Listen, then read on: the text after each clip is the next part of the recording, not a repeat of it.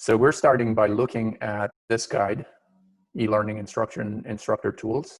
Within this guide, you can recommend tools that you want added in here, things you've used. For Panopto, we'll be looking at screencast, PowerPoint, additional content like videos or another screencast that you've done in it for a different class. How to trim, cut, how to untrim and uncut. You can add quizzes just to gauge, are they learning? And you can see the results too. Captioning is a huge issue. It's really easy to do captioning on Panopto. In the library's Canvas site, I've put the basic sharing level to anybody inside the university. You can also give extra permissions to your video, so it's like anybody with the link. So you can fine tune it a little more. And so that's the share icon that you'll be looking at. We'll cover that. And this one, I mean, I think you can just look at by yourself how when you send that link, the shared link, how an instructor can add it in their module. They'll just go and say add. So when you log into Canvas, you'll see MU Library's official site. When you go in here, if you look on the left-hand side, the Panopto videos is enabled. And the first things that come up are videos that people have been creating. And on top, you'll see there are folders. You can add your own folder, add a new folder. All right, just hit enter. So I'm finding within Panopto, you hit enter a lot. So, okay, so I'm inside the test folder. There's nothing in here. I go into create. I have the option to create a new recording, upload media, look at the playlist, or create a new folder. Panopto requires that you download a Panopto recorder on your computer. And it's different in a Mac and PC, but they're going to do the same things, just some controls are different. The Panopto Capture Beta seems to use the browser to capture your content. I tried to use that a little bit, and I got some failures. The browser recording didn't upload and all that stuff. So it may be smoothed out in the future, but right now I'd say download if you haven't. And you have right there, you have the option to download Panopto for your particular machine. Hey, Nav. Yes. Can I interrupt briefly? Sure. The download Panopto is available in Software Center, and that might be a better way to download it because then it will be updated automatically through Do It. Okay. So I clicked on Open Panopto on mine, and my application is launching. Okay, I need to log in. Okay, so create a new recording. So I click on create a new recording and this window opens up. So a few options here. Up here you have record and pause. Over here, my folder. You can start folder, you can do a search for the folder you created. And then your session name. So you can either do just the screen, just record your screen, or you can record a PowerPoint here. This is showing your audio level. This is showing capture computer audio. Now that is going to capture things you play on your computer. While you're talking, you might show them a YouTube video, and it's not going to capture that automatically if you don't have that selected. So let's first do one without the PowerPoint, and then we'll do another with the PowerPoint. So here I'm just saying, just capture my screen. And my screen, it says over here, it says secondary 1, 2, and it shows built-in display. This would be my laptop. Asus is my secondary screen. Over here, do you want to capture my FaceTime video or my camera? And then at this point, we're ready to record basically what's on my screen that you're seeing right there. So I go hit record, and now Panopto won't minimize this directly. If you've used Tegrity, when you hit record, it goes away and you get buttons to start and stop recording. And as you see, we've already recorded 12 seconds of the Panopto screen. I'm going to get it out of the way, or I can minimize it. Now, I was going to talk a little bit about how to use Discover at MU and books and media, and how we've added this search ebook button. So if you want to search, I'm just doing a test. So I'll do a search. And the reason I'm kind of going through this a little bit is to show some chaptering for this. Now let's click into this full text finder. Okay. So wherever that has reached, the way to stop it is to bring back the Panopto screen and hit stop. So I have some footage in the beginning and some footage at the end that's not going to be useful for the shared recording. If it didn't go well at all, I can delete this record and record again, or I upload it, and we've selected the folder to record to. So I upload it. So this is going in real time. This is going to send this. So while that's doing that, I will go back to Canvas, close that out, just refresh that. And if it's ready, I'll bring it back into this folder. So it's still processing. It's now brought it in, but it takes some time. So while that is happening, I'll just quickly show you the share option. When you click on share, by default, again, anyone in the organization can see it if they have the link. I can say only selected viewers or anyone with the link. So you copy this link, email it to the instructor, they add it to their class, however they choose, and that's done. So that's the sharing part. That's pretty easy. So now that has been processed, I'm just going to go and edit a few things in here. So the first things I wanted to do was take off this 10 seconds, because I know I was just playing around. By default, the cut button is selected. So all I do is just come to the clip where I want to stop and drag over it. And all that gray portion will not play in a recording that's shared.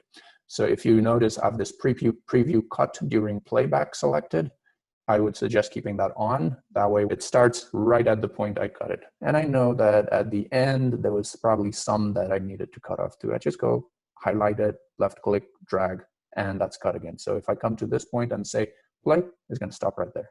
Oh, I probably want to make it longer. Then I just move it longer. So Panopto won't actually cut and delete anything. It'll retain the original, and you just kind of can undo it too. So you say, oh, actually, I didn't want to cut it. Undo it. And voila, you have your clip back. So cut that off. There might be portions in the middle. You were coughing a lot. Okay, so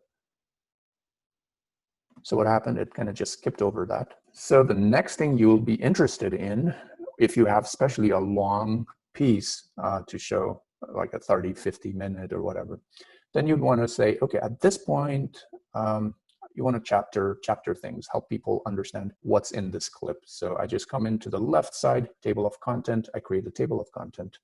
Let's see what am I doing at this point. So that's the library gateway. I just come over here, library gateway, again, hit enter, and it just created a chapter so that later people can click into it to get to that point. Let's see, I came to ebooks over here. Again, hit enter, and we've created another chapter right there. And over here, results, enter. And so we've created 3 chapters. So now when I click on here, it'll just kind of go to those places. When students are watching this, they can click on the chapters. You can add a title for your content. And there are a few other things over here. That's the quiz button. So you're at this point and you say, okay, I want to add a quiz right there. And I just go in and say, here's my quiz, gateway quiz. So now I've created, oops, sorry, I didn't create a gateway quiz. I created another table of contents. So I delete that because that's not what I wanted to do. And I click on quiz. So now it's creating a quiz at that point in the timeline.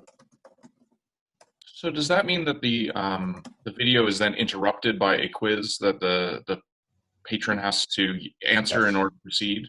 Yes. They will not be able to proceed until they do that. So that is a really nice check for students, just to make sure they're following along or they understood the concept you wanted to give students at that point. And you can add more answers if you wanted to. So this by default, top of the page is selected. You can change the question. So that's the right answer. You can add more options. And you can also give explanations of the correct answers. All right, so done. This quiz is done. So when students come to this point, they'll have to go through the quiz. We'll look at that in preview in a bit. So on the left, again, is captions. There are no captions. I just go and do import automatic captions. And it just kind of converted what I said. You can actually go in and edit this and correct your captions. So this is what I may want to go there and change. So it won't get some terms. So you go through the captions and check. And that's kind of the basic. So let's apply that. Change applied video. So it takes a little time to process. And this is the preview.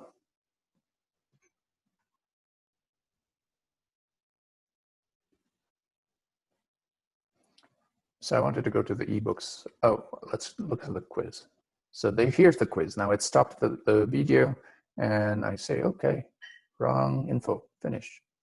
No. What would you like to do? That's not the right answer. Retake the quiz, please.